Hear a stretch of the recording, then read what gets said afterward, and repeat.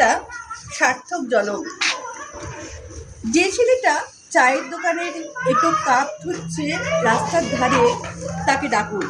তার কানে কানে বলুন, সুজলাং সুফলাং মলয়জ শীতলাং।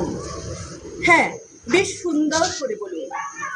যে মেয়েটা চাকরির নাম করে বনগা কিংবা চাকদা থেকে রোজ সকালে ট্রেনে সেজে গুজে শহরে আসছে শরীরে বেঁচে চাল ডাল তেল নুন কিনতে, তাকে ডাকুন।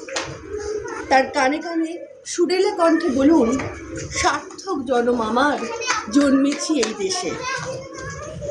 যে ছেলেটি লটারির টিকিট নিয়ে দরজায় দরজায় ঘুরছে আর বলছে, বিশ্বাস করুন আমি ভদ্রলোক, আজ 10 বছর হলো আমার কারখানা বন্ধ, লকআউট, তাকে ডাকুন।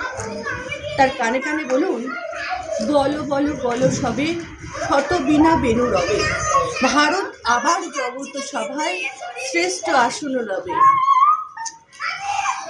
রাতের আকাশ কাঁপিয়ে অঝোর ধারায় বৃষ্টি নামলে যে মা আজও লণ্ঠন হাতে টালির ঘরের দরজায় ঠায় দাঁড়িয়ে থাকেন তার খোকন ফিরে আসবে বলে, যে খোকনকে এমনই এক বর্ষার উন্মত্ত রাতে কালো গাড়ির পুলিশ ডেকে নিয়ে গিয়েছিল, আর বরানগরের রাস্তায় ভোরের ঘুম ভাঙা কুকুর প্রথম ডেকেছিল যার গুলিবিদ্ধ রক্তাক্ত লাশ, সেই মাকে ডাকুন।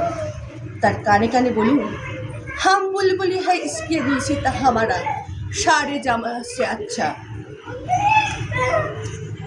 সবাইকে সব কিছু বলা শেষ হলে শুনশান শীতের রাতে পাঁচ মাথার মোড়ে ঘোড়ায় চড়ে বসা সেই মহাবিপ্লবীর পায়ের সামনে ধীরে ধীরে এগিয়ে যান।